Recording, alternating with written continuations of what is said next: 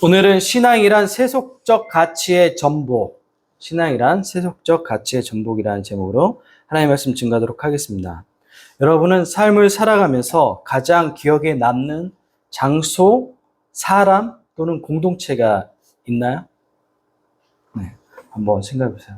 나는 내가 기억나는 장소, 사람 또는 공동체. 네.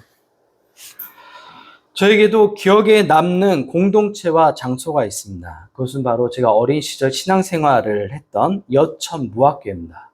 전라남도 여수에 있어요. 저는 그곳에서 하나님을 알게 되었고 성경에 대해 바르게 배웠습니다. 그래서 그런지 항상 애정이 가는 교회예요. 지금은 이제 목사님이 은퇴하고 다른 이제 새로운 목사님이 부임해서 목회를 하고 있어서 자주 가보지는 못해요. 제가 가면 불편하니까 잘 안 가는데 그래도 가끔 한번 지나갈 때 몰래 보고 지나가고 그러거든요. 옛날 생각도 나고. 네. 저처럼 바울에게도 애정이 가는 교회가 있었습니다. 어느 교회일까요? 바울한테 애정이 가는 교회. 네. 고린도 교회, 오늘 본문에 해당하는. 왜냐하면 바울이 세웠던 교회 중 가장 문제가 많았어요. 여러분도 자식 가운데 어떤 자식이 계속 신경이 쓰여요? 말을 너무 잘 듣고 너무 완벽한 자식한테 마음이 가나요? 아픈 손가락인 자식한테 마음이 가죠. 네. 바울도 마찬가지예요. 그래서 이 고린도 교회가 바울에게는 그런 아픈 손가락 같은 교회였습니다. 바울은 고린도 교회에 일어난 문제를 해결하기 위해 많은 예를 써야 했습니다. 바울이 세웠던 교회고 바울이 1년 6개월 오늘 보니까 머물며 가르친 1년 6개월이면 바울이 길게 머문 거거든요. 물론 이제 나중에 에베소에서도 오래 머물기도 했지만 전체 평균으로 따지면 굉장히 오랫동안 머물며 전도한 그런 곳이란 말이에요. 그러면 좀 사람들을 1년 6개월 가르쳤으면 잘 배웠을 것 같잖아요. 근데 그 고린도 교회가 문제가 많았습니다. 고린도 교회에 보낸 서신이 여러 서신인데 우리에게 전해진 서신은 고린도 전서와 후서예요. 사실 그 중간에 3-4통의 편지가 더 있는데 그것은 이제 기록되지 않았어요. 성경으로 전해지지 않고 있어요. 그러니까 평균 잡아 5통, 6통 정도의 고린도 교회에 편지를 보낸 거예요. 바울이 편지를 보내는 내용은 대부분 교회 문제를 해결하기 위해서 보냈던 거예요. 그러니까 고린도 교회가 문제가 많았던 거죠. 다른 서신들은 다 한두 개씩 끝나잖아요. 이 문제에 대해서 오늘 우리가 살펴볼 것입니다. 우리는 지난 시간 바울이 어디서 복음을 전했다고 얘기했죠? 아테네, 성경은 아덴이라고 나와 있는 그리스 아테네에서 복음을 전한 내용을 살펴봤어요. 아덴에서 조금 더 내려오면 지역이 바로 고린도예요. 고린도. 네. 이해되셨죠? 그러면 우리 생각해보세요. 빌립보부터 순차적으로 내려오는 거예요. 그 다음에 데살로니가, 그 다음에 아덴, 그리고 지금 고린도까지 내려온 거예요. 그리고 이제 다음 시간에 건너가요. 이제 바다를 건너가는데 맞은편이 에베소 지역이에요. 네.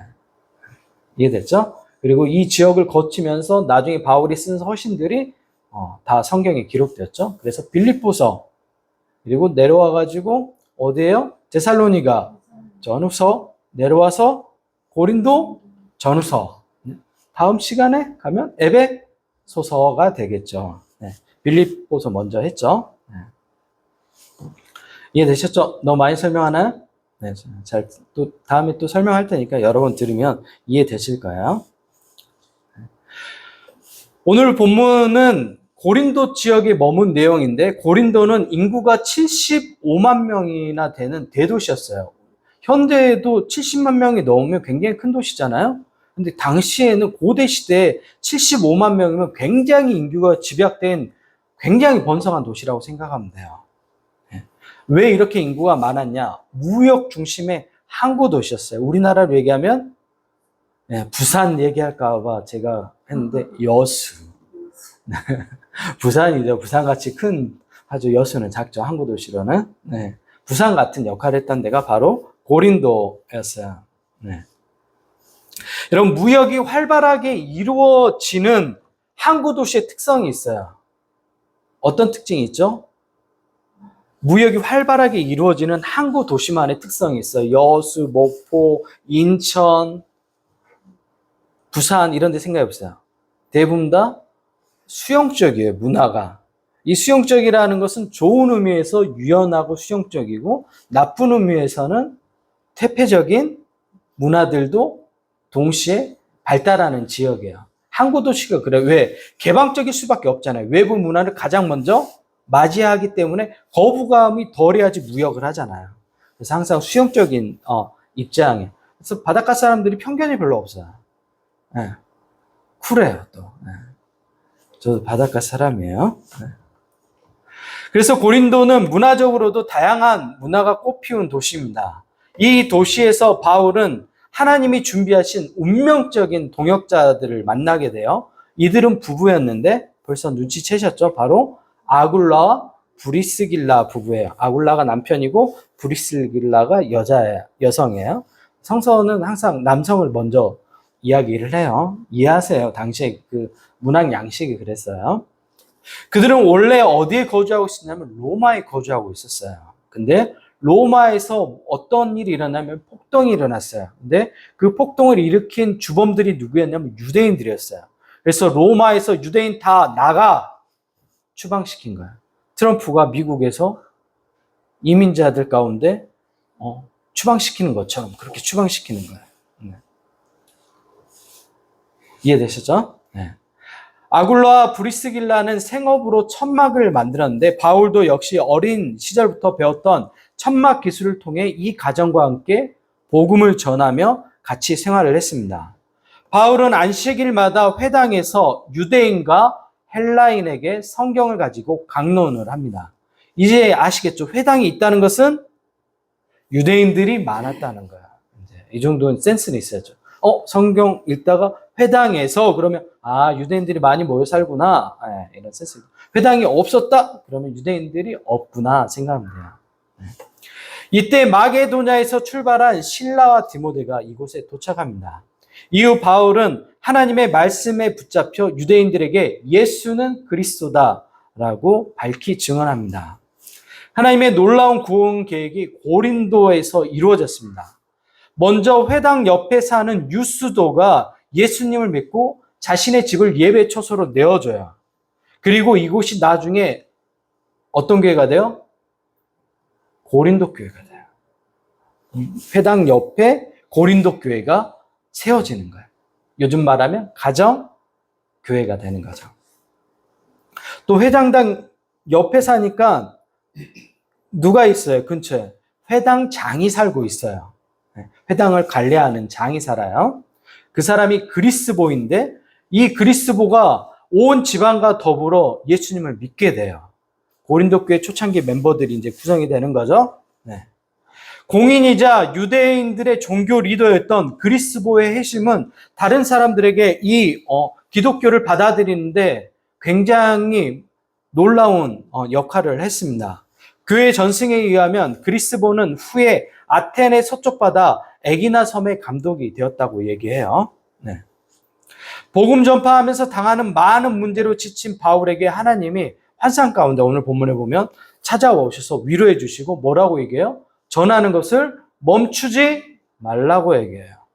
복음을 전하는 일을 멈추지 말라고 얘기해요. 네. 두려워하지 말라고 얘기하죠. 네. 바울은 힘을 얻어서 이곳에서 1년 6개월간 머물며 만나는 사람들에게 복음을 전했습니다. 고린도에서 바울의 영향이 커지자 바울을 시기한 항상 패턴이 똑같죠. 지역 가서 복음 전하면 유대인들이 대적하고 지역 가서 복음 전하면 유대인들이 대적하고 이 고린도에서도 마찬가지예요. 유대인들이 갈리오 총독에게 바울을 고소합니다. 갈리오 총독은 이 일이 종교적인 일로 파악하고 이거는 세상적 송사 일이 아니야. 이거는 그냥 니네들의 종교적인 해석에 관한 문제니까 나는 이 일에 관여하지 않겠어. 그래서 송사를 받아주지 않아요. 네. 반유대적 감정을 가지고 있던 사람들이 회당장 소스테네를 잡아 법정 앞에서 때렸습니다. 그리고 바울은 여러 날 이곳에 머물다가 형제들하고 작별하고 아굴라 부부와 함께 항구 도시 갱그리아에서 배를 타고 어디로 갔다고요? 에베소서 다음 시간에 살펴볼까요? 여기까지가 오늘 본문의 내용입니다. 고린도 교회는 바울과 아굴라 부부를 통해서 세워진 교회입니다. 고린도 교회는 바울의 선교팀이 떠난 후에도 어떻게 했을까요? 계속해서 성장했습니다. 그 지역의 중심이 될 만한 큰 교회로 성장했어요. 하지만 문제가 있었습니다. 바로 교회가 세속화되어 고린도 지역의 문화와 특성을 교회 안으로 그대로 이식해버린 거예요. 제가 얘기했죠. 고린도 지역은 어떤 문화라고요? 개방적인 문화인데 좋은 의미로 문화가 꽃피우고 나쁜 의미로 뭐가 있어요? 세속적 태폐적인 문화가 발달한 항구 도시였는데 그 문화가 그대로 교회 안에 이식돼 버렸어요. 그럼 교회가 어떻게 됐을까요? 사람들은 많아졌는데 그 문화가 교회 안에 그대로 이식되면 어떻게 됐어요? 교회가 세속화돼서 난리가 난 거예요. 네. 기독교 역사 안에서 교회 공동체를 망치는 주범은 항상 뭐였냐면 세속화예요. 교회가 2000년 동안 계속해서 타락했던 그 주범은 바로 세속화예요. 세상을 닮아가는 것들이 교회 안에 들어오면 교회는 망하는 거예요. 오늘날도 마찬가지죠. 한국 교회가 망하는 이유는 뭐예요? 세속화예요. 동성애 때문에 한국 교회가 망한 것 같아요? 네? 차별금지법 때문에 한국 교회가 망했어요? 아직 제정도 안 됐잖아요. 한국 교회가 망한 건 뭐라고요? 세속화예요. 세속화. 고린도 교회 안에 세상의 방식이 그대로 들어와 많은 문제를 일으켰습니다. 고린도 교회는 교회 안에 일어난 문제 때문에 어찌할 줄 몰랐습니다. 그래서 고린도 교회는 누구에게 편지를 보냈어요? 바울에게 편지를 보냈어요. 바울에게 당시에는 편지를 보내려면 인편으로 가야 되는 거예요. 그러니까 제가 다른 곳에 편지를 보내면 예원이를 보내겠죠. 어디 목사님한테 이 편지 좀 보내줘. 지금 같으면 뭐 카톡으로 보냈는데 당시에는 없었잖아요. 편지로 해서 예원이가 들고 가는 거예요. 네. 이해되셨죠? 네. 바울은 고린도 교회 소식을 듣고 절망했습니다. 그가 1년 6개월 동안 수고한 노력이 헛수고가 된 느낌을 받았어요. 왜냐하면 복음의 가장 핵심을 전했거든요. 그 복음을 받아들인 교회 공동체가 지금은 세속화가 되어버린 거예요. 예수님의 핏값으로 세운 고린도 교회가 망가지고 있다는 소식은 바울을 너무도 지치게 만들었습니다. 여기서 우리는 아이러니한 상황에 직면하죠. 현재 고린도 교회는 부흥하고 있어요? 부흥하고 있어요. 숫자가 늘어났단 말이에요. 바울이 있을 때보다 바울이 떠난 후에 훨씬 더 많은 사람들이 교회 공동체 안으로 들어왔는데 바울은 현재 고린도 교회를 어떻게 평가하고 있어요? 망가지고 있다고 평가하고 있는 거예요.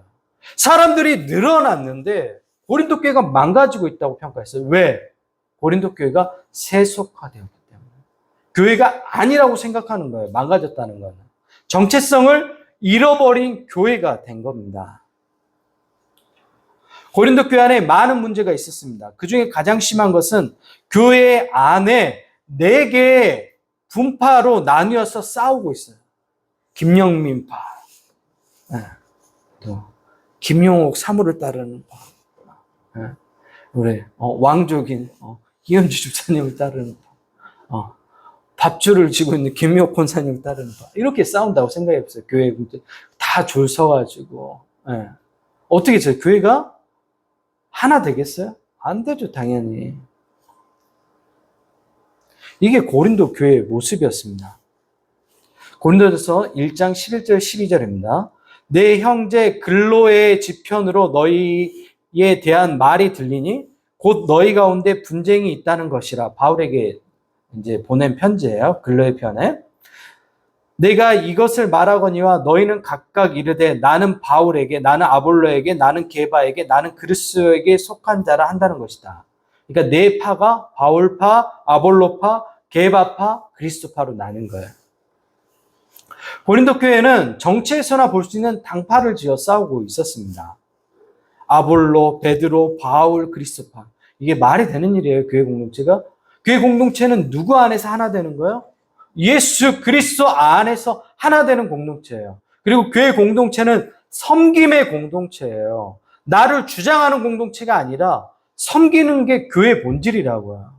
우리 교회의 본질은 뭐죠? 뉴헤븐교회는 사회적 약자를 섬기는 공동체예요. 그래서 사회적 약자를 공격하는 그런 사회 문화가 있으면 우리는 목소리를 내잖아요. 그러면 안 돼. 그럼 목소리를 안 내면 사람들은 계속해서 그 나쁜 짓을 해요. 불편하지 않으니까. 그래서 끊임없이 이야기를 해줘야 돼요. 그러면 안 된다고. 세속화된 대표적인 공동체 모습이 고린도 교회입니다. 이게 끝이 아니에요. 교회 안에서 혼전 성관계, 결혼하기 전에 청년들이 무분별하게 성관계를 갖는 거. 불륜, 교회 안에서 불륜이 있어요. 말이 돼요? 심지어 아버지의 첩하고도 성관계를 맺는 일이 있어요. 진짜 바울이 너무 한심하니까 뭐라고 얘기하냐면, 이런 일은 세상 사람도 하지 않는 일을 너희 교회 공동체 안에 이런 일이 일어나냐. 세상 사람들도 그렇게 안 하는데 이게 말이 되냐. 폐륜적인 그런 일이 고린도 교회 안에 일어났습니다. 고린도서 5장 1절입니다. 너희 중에 심지어 음행이 있다 함을 들으니 그런 음행은 이방인 중에서도 없는 것이다. 믿지 않는 사람 중에서도 없는 그런 일이 너희 가운데 있다고 얘기하는 거예요. 바울은 고린도 공동체에게 묻습니다. 고린도전서 5장 2절입니다. 어찌하여 통한이 여기지 아니하고 그 일을 행한 자를 너희 중에서 쫓아내지 아니하였느냐. 왜 치리하지 않았냐고 얘기하는 거예요. 근데 고린도 교회가 치리할 수 있어요? 치리하지 않은 게 아니라 치리할 수가 없어요. 왜? 기준이 사라져 버렸잖아요. 어떤 일을 치리하려면 기준이 있어야 되잖아. 근데 고린도 교회가 어떻게 됐어요? 세속화돼 버렸어요. 기준이 어디예요? 세상의 기준인데 어떤 기준을 가지고 치료할 거예요? 교회 공동체가 신앙 양심을 상실한 상태예요. 기준이 없는데 어떻게 치료합니까? 못하죠. 말 그대로 고린도 교회는 세속화되어 망가져 버린 겁니다. 고린도 교회 문제가 여기서 끝나요? 아니요, 또 있어요. 불행하게도. 우상의 제물과 우상 숭배하는 내용이 교회 공동체가 그건 저도 할 말이 없어요. 한국교회 권사님들이 그렇게 많이 점쟁이들한테 가서 점을 봐요. 그 무속 그 사업에 한국교회 권사님들이 일조를 해요. 말이 됩니까? 저 부끄러운 얘기인데 우리 교회에도 부적이 붙어 있어요. 제가 붙인 게 아니라 우리 교회 건물주가 붙여놨어요. 아니, 저한테 와가지고 이제 얘기하시는 거예요. 목사님, 죄송한데 부적을 좀 붙여놓으면 안 되냐고. 그래서 붙이시라고. 상관없다고. 저한테는 아무 의미 없는, 아무 역할도 못하는 그냥 종이 쪼가리인데 그 사람들은 미신을 믿기 때문에 그런 걸 의존하잖아요. 근데 하라고 그랬어요. 어떻게 해요? 건물주가 한다는데 세입자로서 제가 안 됩니다. 교회 그런 거 붙이면 안 됩니다. 그래요? 그냥 마음대로 하시라고 그랬어요. 하시라고. 네, 상관없다고. 근데 고린도 교회가 우상 숭배를 했단 말이에요. 우상 숭배에 대한 문제는 지난 설교 때 다뤘으니 오늘은 언급하지 않겠습니다. 교회 안에 많은 문제가 발생할 수 있죠. 사람들이 모이면 문제가 발생하죠. 왜냐하면 완벽한 교회가 없기 때문에 교회 안에는 문제가 발생해요. 사람들이 살아가는 공동체이기 때문에. 하지만 세상을 닮아가는 세속화는 그 심각성이 달라요. 교회의 정체성 자체를 위협해버려요. 오늘날 특별한 목적으로 교회 안에 들어온 사람들이 있죠. 장사하려고 들어온 사람들. 물론 그 사람들 다 비난하고 싶지는 않아요. 네. 그리고 손님을 유치하기 위해서 장사하면 큰 교회 가야 돼. 그래서 큰 교회 다녀요. 작은 교회는 안 오죠. 네. 왜? 큰 교회 가야 많은 사람을 자기 사업장으로 끌어들일 수 있으니까. 또 교인이면 의뢰 또 가서 또 팔아줘요. 교인들이 시작하기 때문에. 정치하는 사람들 어때요? 교회에 들어와서 왜 교회 다니죠? 표를 얻기 위해. 그래서 강남에 정치인들이 가장 많은 교회 가는 교회가 있어요. 어딜까요? 사랑의 교회, 사랑의 교회. 몇만 표가 움직여버려요. 선거에서 대부분 몇 표 차이로 당선돼요? 몇천 표거든요. 만 표가 넘어가는 그런 유권자가 있는 교회 가면 어때요? 선거 때 목사님이 얘기해요. 아, 우리 교회 집사님이 어디 지역구 선거 나옵니다. 여러분 신경 써주세요. 선거법 위반은 아니에요. 뽑아달라는 얘기는 안 했거든요. 신경 써달라는 말은 무슨 말이에요? 뽑아달라는 얘기예요. 젊은 청년들 이성을 만나기 위해 교회에 와요. 어때요? 목적이? 이성을 만나기 위해서 온다. 이런 목적으로 신앙생활을 하면 바른 방향으로 가르칠까요? 아니죠. 목적 자체가 이미 다른 목적을 가지고 신앙생활을 시작했기 때문에 절대로 좋은 신앙인으로 되기 어려워요. 기독교 신앙은 구원에 관한 문제예요. 삶의 가치관에 대한 문제인데 이러한 중대한 문제를 사소한 욕망으로 교회에 나온 것들을 결정한 사람들, 개인적인 목적에 의해 교회 다니기 시작한 사람들, 그 목적이 이루어지면 어떻게 할까요? 국회의원이 됐어요. 교회 지속적으로 나와요? 안 나와요. 가끔씩 오죠. 목적을 이뤘으니까 뒤도 안 돌아보고 떠나요. 장사하는 사람들, 교인들이 많이 안 팔아주면 가차 없이 또 다른 데로 가요. 왜? 목적이 그거였으니까. 처음부터 교회 나온 목적이 자신의 욕망이었기 때문에 절대로 좋은 신앙이 못 돼요. 열어봤습니다. 여러분, 신앙이란 세속적 가치의 전복이에요. 뒤집어진다는 거예요. 한자의 전복.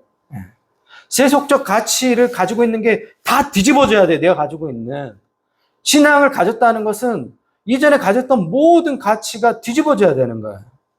하나님 나라는 세속적 가치와 다릅니다.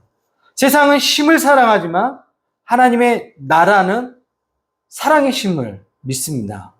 세상은 사회적 지위와 신분에 따라 사람을 차별하지만 기독교 신앙은 오히려 사회적 약자를 우선해요. 배려하고. 성경도 마찬가지로 하나님도 그러셨어요. 당시에 사회적 약자였던 고아, 과부, 나그네, 오늘로 말하면 이방인들, 우리나라로 얘기하면 동남아에서 온 노동자들, 그런 나그네들을 환대하고 성선을 우선시했어요. 사회적 약자를 먼저 돌보고 관심 갖는 게 기독교의 가치였어요. 교회는 예수님의 가르침을 기준으로 세워가는 공동체입니다. 교회 안에 세속적 기준이 들어설 곳은 단 한 군데도 없어요. 다만 어리석은 사람들이 교회 공동체를 자신이 원하는 기준으로 바꿔버려요. 고린도 교회가 그래서 그렇게 망가져 버렸던 거예요.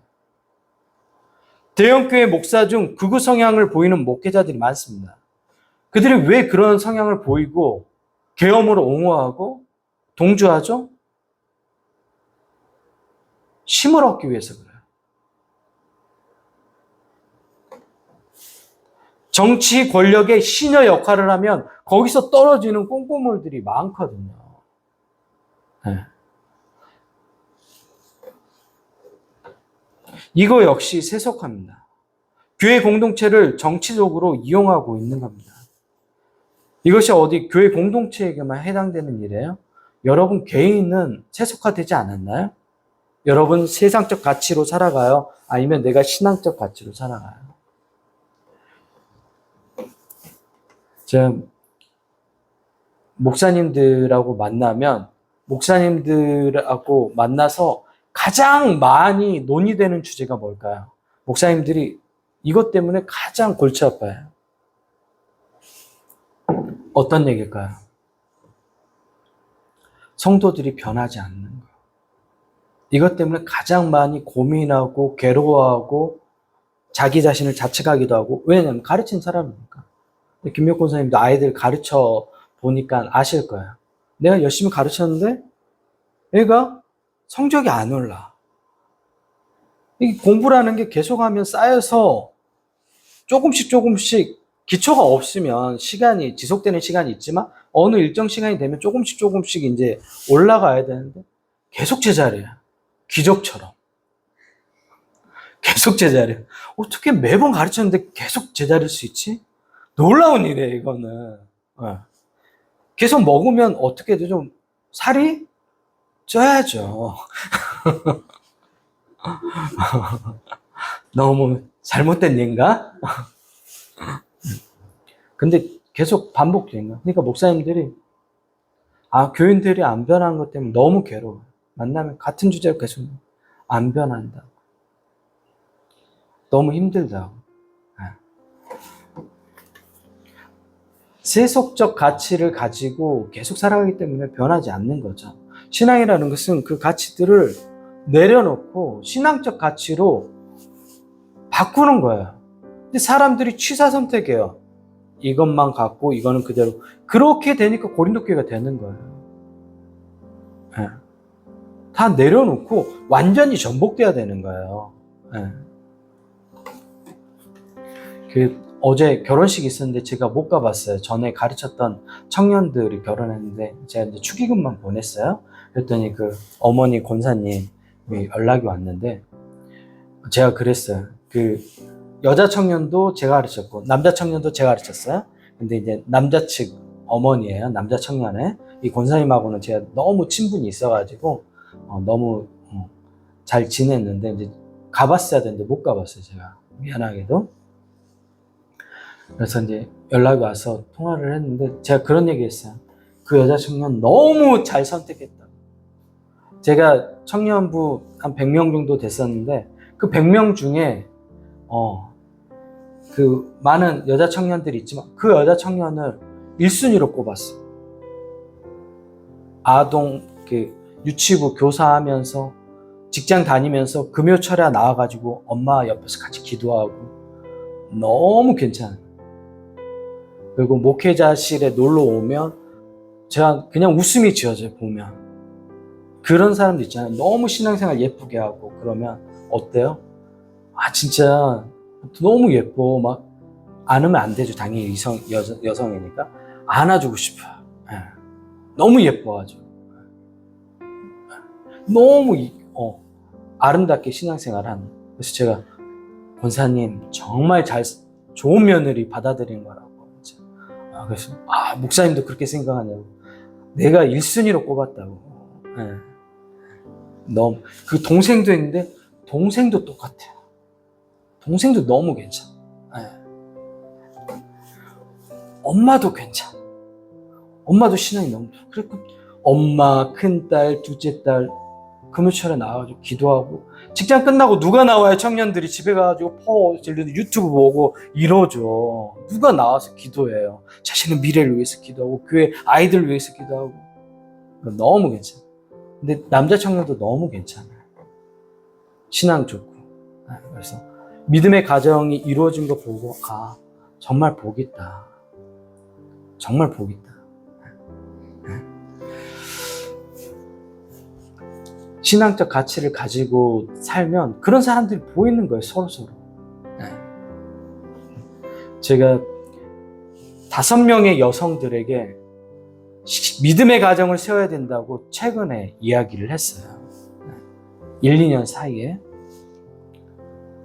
2명의 여성이 제 이야기를 듣지 않고 세속적 가치에 따라 결정을 했어요.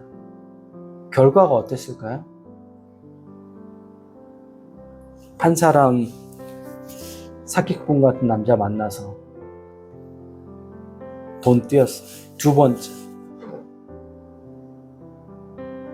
그 남자의 가진 배경을 너무 자기 것으로 이용하려고 자기가 그랬는데 오히려 자기가 당해버렸어요.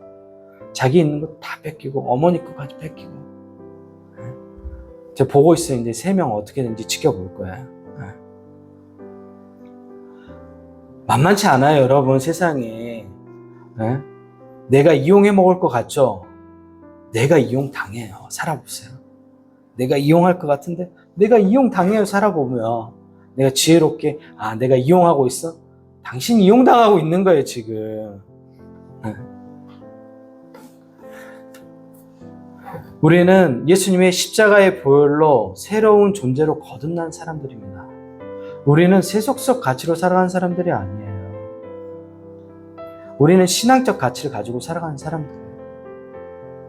교회 공동체도 신앙적 가치를 가지고 세워야 됩니다. 교회 안에 세속적 가치가 들어온 순간 교회는 교회로서 본질을 잃어버리고 세속화되어 버려요. 그리고 기독교 2000년 역사 안에서 세속화되어 교회 중에 바르게 간 교회는 단 하나도 없어요. 다 망가져버려요. 우리가 중세교회 왜 그렇게 중세교회 타락했고 막 손가락질했잖아요. 세속화돼서 그런 거예요. 근데 지금 우리는 어때요? 우린 세속화되어 가고 있는 것 같지 않아요? 교회 공동체가? 정상적인 교회 있어요? 주변에? 찾기 힘들죠? 세속화되어서 그런 거예요, 다. 네. 교회 안에 예수 그리스도가 보여요? 교회 안에 하나님이 보여요? 교회 안에 누가 보여요? 사람들이 보이면 그 교회는 교회가 아닌 거예요, 이미. 네. 오직 예수님만 드러나는 교회 공동체가 되어야 돼요. 뉴에분교회도 마찬가지입니다. 여러분 안에 혹시 세속적 가치가 있다면 이제 내려놓으시고 신앙적 가치로 가지고 삶을 다시 새롭게 시작하십시오. 우리의 가치는 하늘에 있고 십자가에 있고 우리의 가치는 좁은 길에 있습니다. 그 좁은 길을 걸어가는 여러분 모두가 되시기 바랍니다. 같이 기도하겠습니다.